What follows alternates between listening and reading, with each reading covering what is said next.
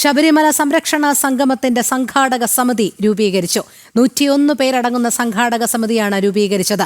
പന്തളം കൊട്ടാരം അംഗം PN നാരായണവർമ്മ, സംഘാടക സമിതി president Valsan Thillankeri, working president VR Rajasekhar vice പ്രസിഡന്റായും യോഗത്തിൽ തീരുമാനം. ഇന്ന് പന്തളത്ത് ചേർന്ന യോഗത്തിലാണ് തീരുമാനം.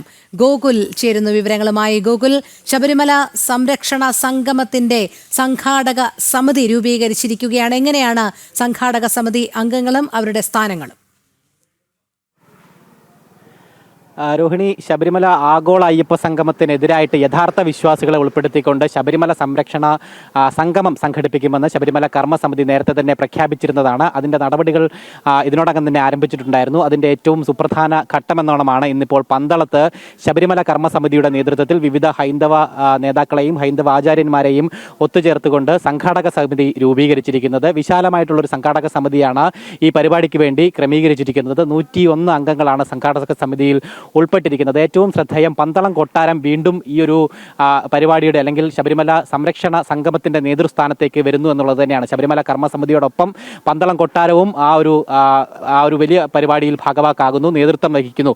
പന്തളം കൊട്ടാരത്തിന്റെ നിർവാഹക സംഘം അംഗമായിട്ടുള്ള PN നാരായണവർമ്മ, അദ്ദേഹമാണ് ഈ സംഘാടക സമിതിയുടെ പ്രസിഡന്റായിട്ട് തെരഞ്ഞെടുത്തിരിക്കുന്നത്. അദ്ദേഹത്തെയാണ്. ഒപ്പം ഹിന്ദു ഐക്യവേദിയുടെ സംസ്ഥാന വർക്കിംഗ് പ്രസിഡന്റായിട്ടുള്ള വത്സൻ തില്ലങ്കേരി ഈ സംഘാടക സമിതിയുടെ വർക്കിംഗ് പ്രസിഡന്റായിട്ട് കൂടി പ്രവർത്തിക്കും. അതോടൊപ്പം തന്നെ VR രാജശേഖരനാണ് വൈസ് പ്രസിഡന്റായിട്ട് തിരഞ്ഞെടുത്തിരിക്കുന്നത്. ആകെ 101 അംഗങ്ങളാണ് ഈ സംഘാടക സമിതിയിൽ ഉൾപ്പെട്ടിരിക്കുന്നത്. ഇന്ന് പന്തളത്ത് ഈ വിശാലമായിട്ടുള്ള യോഗം ചേർന്നുകൊണ്ടാണ് ഈ സംഘാടക സമിതി രൂപീകരണത്തിലേക്ക് കാര്യങ്ങൾ എത്തിച്ചേർന്നിരിക്കുന്നത്. ഇന്നത്തെ യോഗത്തിൽ ഹിന്ദു സന്യാസിമാർ, ഹിന്ദു ആചാര്യന്മാർ, അതോടൊപ്പം തന്നെ ശബരിമലയുമായി ബന്ധപ്പെട്ട വിവിധ സംഘങ്ങൾ, ആ പ്രസ്ഥാനങ്ങൾ, അവരുടെയൊക്കെ നേതാക്കൾ, അതോടൊപ്പം തന്നെ ശബരിമല കർമ്മസമിതിയുടെ ഈ മധ്യ കേരളത്തിലെ ജില്ലകളുടെ പ്രതിനിധികളടക്കം പങ്കെടുത്തുകൊണ്ട് വളരെ വിപുലമായിട്ടുള്ള ഒരു യോഗ പരിപാടികൾ തന്നെയാണ് ഇന്ന് ഇതുമായി ബന്ധപ്പെട്ട് നടത്തിയത്. അതിന്റെ അടിസ്ഥാനത്തിലാണ് 101 അംഗ സംഘാടക സമിതി രൂപീകരിച്ചുകൊണ്ട് പ്രവർത്തനം വളരെ വേഗത്തിൽ മുന്നോട്ട് കൊണ്ടുപോകുന്നത്. ഈ മാസം 22-ാം തീയതിയാണ് പന്തളത്ത് തന്നെയാണ് ഈ ശബരിമല സംരക്ഷണ സംഗമം സംഘടിപ്പിക്കാനായിട്ട് ഒരുങ്ങുന്നത്. എന്തായാലും രാഷ്ട്രീയ കേരളം, അതോടൊപ്പം തന്നെ വിശ്വാസികളും അടക്കം ഏറ്റവും ഉറ്റുനോക്കുന്ന ഒരു പരിപാടിയായിട്ട് ഈ പരിപാടി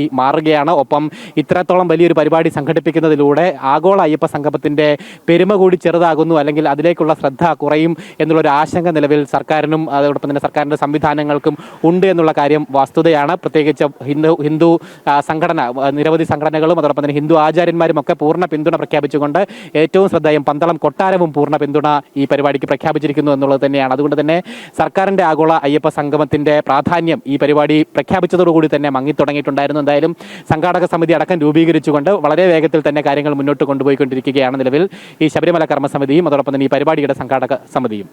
ശരി ഗോകുൽ, ശബരിമല സംരക്ഷണ സംഗമത്തിന്റെ സംഘാടക സമിതി രൂപീകരിച്ചു. ഗോകുലാണ് വിവരങ്ങൾ നൽകിയത്.